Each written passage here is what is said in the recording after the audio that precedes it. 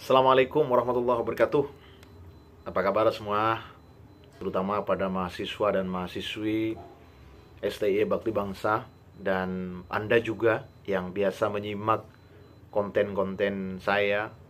Tentu konten di Analisa AFA ini secara khusus saya haturkan kepada mahasiswa dan mahasiswi saya terkait beberapa materi kuliah yang menjadi kewajiban saya untuk disampaikan kepada para mahasiswa. Tetapi tidak salah apabila Bapak Ibu yang barangkali menyimak konten saya ini juga bisa mengikuti konten-konten saya di materi kuliah. Hari ini saya akan menjelaskan materi kuliah atau melanjutkan materi kuliah tentang manajemen sumber daya manusia. Kemarin kita sudah belajar banyak ya tentang apa itu seleksi, apa itu pengadaan.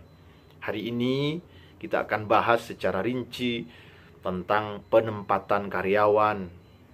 Nanti juga akan kita belajar juga orientasi karyawan, termasuk induksi karyawan. Seperti apa itu penempatan, orientasi, dan induksi itu. Nanti akan saya urai satu persatu. Hari ini kita fokus pada penempatan karyawan ya. Proses seleksi yang dilakukan oleh perusahaan. Karyawan sudah diseleksi, kemudian selanjutnya ada proses penempatan. Masing-masing perusahaan memiliki cara yang berbeda-beda tentunya di dalam rangka menyampaikan informasi tentang rekrutmen karyawan. Ada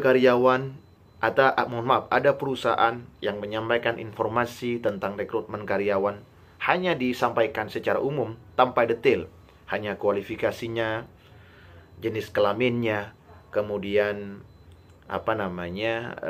tinggi badannya. Tetapi ada perusahaan yang secara detail menyampaikan ke publik atau kepada masyarakat tentang kebutuhan dan spesifikasi yang dibutuhkan oleh perusahaan. Contoh misalnya, tidak hanya sekedar pada usianya, tidak hanya sekedar juga kepada jenis kelaminnya, tapi juga menyangkut kualifikasi pendidikannya dan penempatannya. Jadi misalnya ketika kemudian menyampaikan kepada masyarakat tentang kualifikasi atau kebutuhan posisi yang diinginkan oleh perusahaan, itu langsung disebutkan kira-kira ini posisinya apa, kira-kira begitu. Nah, disitulah kemudian ada hubungan eratnya dengan penempatan. Apa yang dimaksud dengan penempatan? Penempatan ini sebenarnya tindak lanjut dari proses seleksi, yakni menempatkan calon karyawan yang sudah diterima atau lulus seleksi pada jabatan atau pekerjaan yang dibutuhkan, sekaligus mendelegasikan atau kepada karyawan tersebut. Jadi proses penempatan ini adalah sebagai tindak lanjut dari proses seleksi. Mereka sudah diproses seleksi, sudah selesai, lulus, dinyatakan lulus, maka calon karyawan itu ditempatkan sesuai dengan posisi yang diinginkan oleh perusahaan. Tetapi biasanya di sini kita dalam teorinya disebut sebagai calon karyawan, sekalipun sudah lulus seleksi disebut sebagai calon karyawan. Kenapa demikian?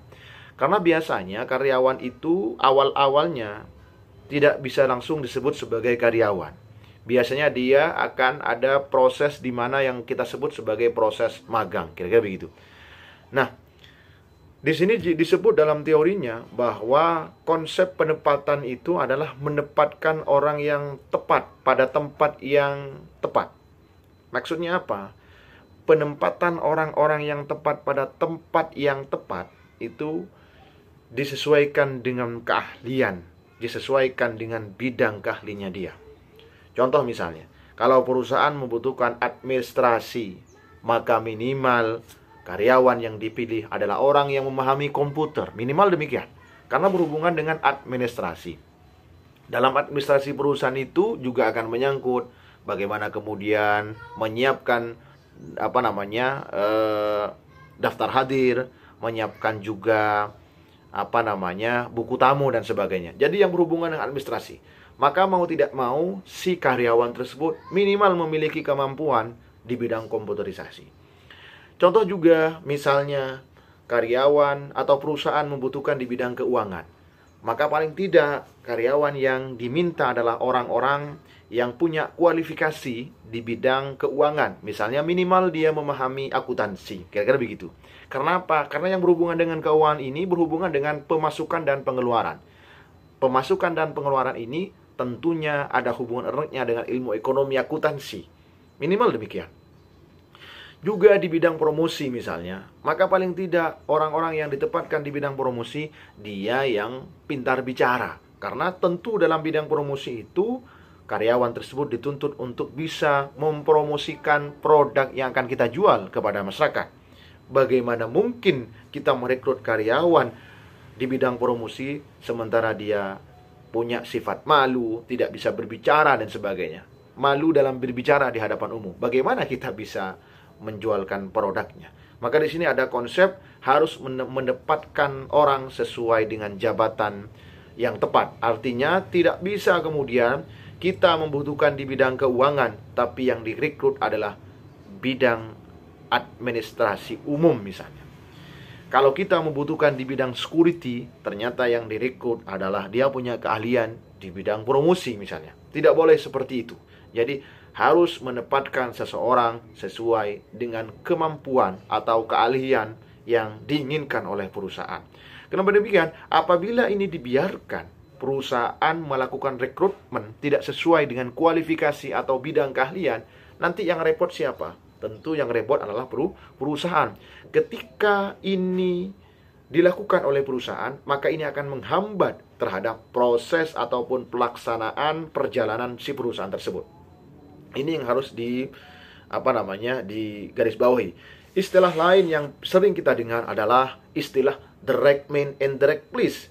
Direct man and the direct job. Artinya apa? Menempatkan orang sesuai dengan kemampuannya dia. Ini. Menempatkan orang sesuai dengan tugas pokok dan fungsi yang akan diberikan oleh perusahaan. Jangan sampai kemudian kita menempatkan orang tidak sesuai dengan kualifikasinya. Ini yang harus digarisbawahi oleh kita semua. Itu yang pertama. Selanjutnya, pada prinsipnya butuh konsistensi. Ini menyangkut perusahaan. Jadi butuh konsistensi dan butuh konsekuen supaya seorang pekerja bekerja sesuai dengan spesialisasinya, keahliannya. Dengan penempatan yang tepat itu, maka gairah kerja, mental kerja, dan prestasi kerja akan mencapai dengan optimal. Saya sepakat bahwa apabila kita menempatkan seseorang sesuai dengan keahlian, sesuai dengan kemampuannya, maka itu menjadi barang yang bagus untuk perusahaan karena akan memotivasi dia. Dia punya semangat yang luar biasa. Dia punya keinginan yang luar biasa. Dia punya prestasi yang cukup tinggi untuk menciptakan budaya-budaya kerja yang bagus. Ketika kita menemukan karyawan yang memiliki mental bagus, cara kerja bagus, tidak malas dalam bekerja, punya prinsip mengerjakan sesuatu sampai tuntas misalnya, itu akan menguntungkan kepada siapa? Kepada perusahaan. Bayangkan apabila kita menemukan karyawan yang malas-malas masuk ke kantor, jadwalnya jam 8 baru masuk jam 7. Yang rugi siapa? Jadwalnya jam 7 baru masuk jam 8, mohon maaf. Siapa yang rugi? Ya tentu perusahaan. Kenapa? Mereka dibayar oleh kita, oleh pemilik perusahaan. Kira-kira begitu. Nah, pertanyaannya, apabila kita sudah melakukan rekrutmen sesuai dengan kualifikasinya, tetapi masih saja mereka tidak memiliki gairah, tidak memiliki mental kerja, berarti itu sudah menyangkut wataknya dia, karakternya dia. Perlu dipertanyakan lagi. Karena seperti yang kita ketahui bersama di pertemuan kemarin, saya jelaskan bahwa dalam proses seleksi itu kan ada sesi wawancara. Selain ada tes tulis, kan ada seleksi wawancara. Dalam seleksi wawancara itu, dalam sesi wawancara kan ditanyakan, sampean pernah bekerja di mana? Pendidikannya apa? Kebiasaannya sampean bagaimana di rumah? Itu detail. Maka ini pentingnya manajemen sumber daya manusia harus dimiliki oleh masing-masing perusahaan. Di mana manajemen sumber daya manusia ini sering diabaikan, padahal ini sangat penting untuk efektivitas kerja. ke depan perusahaan. Ini yang terpenting. Nah, memang banyak yang menyatakan bahwa penempatan merupakan akhir dari sebuah proses seleksi. Pendapat ini benar, senyampang seleksi dilakukan pada pegawai baru. Iya, memang benar bahwa memang proses seleksi itu adalah proses akhir sebenarnya. Ketika sudah masuk dalam proses penempatan, itu adalah proses akhir dari sebuah proses seleksi. Memang benar itu, pernyataan itu, apabila itu diumpamakan atau hanya kepada karyawan baru. Tapi bagi karyawan lama bagaimana? Maka di sini ada konsep bagaimana promosi, ada transfer, bahkan rotasi. Ini diperlukan dalam rangka apa? Dalam rangka meningkatkan daya kerja, gairah, mental dan sebagainya. Konsep ini sangat penting. Sama dengan birokrasi, kan dalam birokrasi itu kan ada istilah mutasi, ada istilah rotasi, ada juga promosi. Ada. Ini sama dalam konteks perusahaan juga sama. Diperlukan karyawan-karyawan yang memiliki jiwa semangat yang tinggi, memiliki loyalitas yang tinggi, memiliki daya pandang yang cukup baik terhadap pengembangan perusahaan untuk kita promosikan. Dan kita evaluasi karyawan-karyawan yang sudah lama mengabdi tetapi daya loyalitasnya sangat rendah. Dia tidak memiliki inovasi, sekalipun memiliki inovasi ya itu saja. Maka perusahaan dituntut memiliki cara pandang yang luar biasa agar keluar dari zona yang biasa-biasa saja. Maka istilah lain yang biasa kita dengar bagi motivator-motivator itu sering menyampaikan, kita harus memiliki cara pandang yang luar biasa agar capaian yang kita inginkan itu akan lahir yang luar biasa juga. Istilah lainnya out of the box. Kalau biasanya kita berada di zona nyaman, keluar di zona nyaman itu. Kemudian berkembang, berpikir bagaimana cara kita menempatkan orang, berkembang lebih baik lagi untuk menyamakan persepsi kita, membangun perusahaan kita lebih baik. Ini. Nah, dari konsep proses penempatan ini sederhananya adalah menempatkan seseorang sesuai dengan keahliannya. Ketika kita sudah menempatkan orang sesuai dengan keahliannya, maka lahirlah gairah kerja, lahirlah semangat kerja, mental kerja, loyalitasnya tinggi. Tetapi apabila kita salah menempatkan orang, maka itu akan menghambat terhadap proses perkembangan perusahaan. Akibatnya apa? Perusahaan akan tidak efektif dan tidak efisien karena membiarkan orang-orang bekerja tidak sesuai dengan kualifikasinya. Catatan bagi Anda bahwa karyawan adalah aset terbesar. Aset terbesar untuk kita rawat bersama. Tetapi karyawan juga akan menjadi penghambat terhadap perusahaan apabila kita tidak tegas melakukan sebuah aktivitas pemberian, penempatan, bahkan sanksi. Apabila mereka bekerja biasa-biasa saja, tidak ada inovasinya, maka yang akan rugi adalah perusahaan. Yang rugi adalah kita. Sebaiknya apabila ada karyawan yang memiliki daya kerja yang bagus, mental yang bagus, konsep yang bagus, maka harus kita apresiasi. Terima kasih. Nanti kita akan belajar lagi di sesi-sesi selanjutnya. Tentunya saya akan lanjut nanti di sesi orientasi. Seleksi, penempatan, orientasi, nanti terakhir induksi. Masih banyak materi-materi yang lain. Mohon maaf apabila ada kata-kata yang kurang berkenan. Selamat belajar dan mudah-mudahan materi ini bisa memberikan manfaat kepada Anda. Terima kasih. Ihdinas siratal mustaqim. Wassalamualaikum warahmatullahi wabarakatuh.